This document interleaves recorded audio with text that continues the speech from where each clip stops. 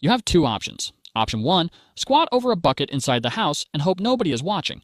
Spoiler alert, everyone is watching. It's the same bucket everyone in your family uses, maybe even the family goat once or twice. Option 2, go outside and dump everything straight onto the street, where every other person in town has done the exact same thing. The air hits you like a wall, heavy, wet, and smelling like something between a swamp and death itself. People open their windows and pour their waste straight into the street. If they were feeling polite, they'd shout, "Gardez-l'eau!" from the French for "watch out for the water." Except it wasn't water. The result is a brown, bubbling river of everything a human body can produce. It mixes with animal dung, rotting food, dead rats, and rainwater, until everything turns into sludge. When it rains, it floods. When it's hot, it steams. Children play next to it, dogs eat from it, and it all flows downhill, right into the same river people drink from. It's why medieval cities were death traps. Contaminated water spread dysentery, typhoid, and other waterborne diseases constantly. People were sick so often they thought it was just normal. Some historians estimate that in crowded medieval towns, the average person had intestinal parasites their entire life and never knew it.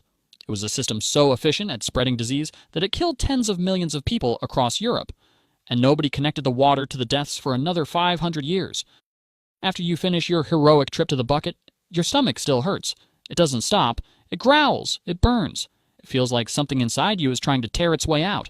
So naturally, it's time to visit your local doctor. Except, there are no doctors. Not for you. Real doctors work for kings and bishops. You get the village multitasker. The same guy who cuts hair, sharpens knives, pulls teeth, drains blood, and probably brews his own beer in the same bucket he uses for amputations. He doesn't wear gloves. He doesn't wash his hands.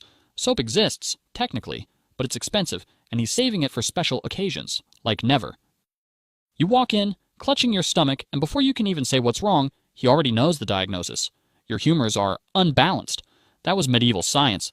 They believed your body was filled with 4 magical fluids: blood, phlegm, yellow bile, and black bile, and when one of them got out of balance, you got sick.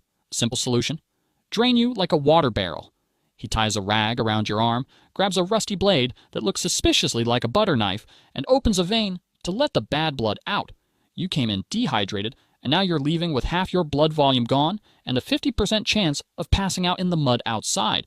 He might even ask for a sample of your urine, a common method back then. Not to test it, just to stare at it and guess what's wrong by the color or the smell. If bloodletting doesn't work, and it never does, there's always leeches. He keeps a jar of them, squirming in what used to be someone's bathwater. He slaps a few on your skin and waits for them to suck until they fall off. Still not cured? Don't worry, there's one more treatment: prayer. Because if cutting, bleeding, and leeches don't work, clearly you've just angered God. And if you don't start feeling better soon, someone's going to start whispering that maybe, just maybe, you've been cursed by a witch. Did someone just say witch? Ah! Yeah, careful with that word, because in the Middle Ages, that's not a joke. That's a death sentence. Most accused were women, but men weren't safe either. If people think you know too much about herbs, or you just look a little too confident while boiling soup, that's enough. One bad harvest, one dead cow, or one neighbor who hates you. And suddenly, you're the village witch. And once the rumor starts, you're in trouble. No one is looking for evidence. They're looking for someone to blame. They'll drag you to the town square, ask, "Are you a witch?" And no matter what you answer, it's the wrong answer. Say no, and they'll say, "That's exactly what a witch would say." Say yes, and you've just scheduled your own execution. The tests are even worse. One method: they tie you up and throw you into a river. If you sink, you're innocent, but you drown. If you float, you're guilty. And they kill you anyway. This was called a trial by ordeal. The idea was that God would decide if you were guilty. Logic wasn't really humanity's strong point back then. 24 hours haven't even passed, and everything is already falling apart. And this wasn't rare. This was normal.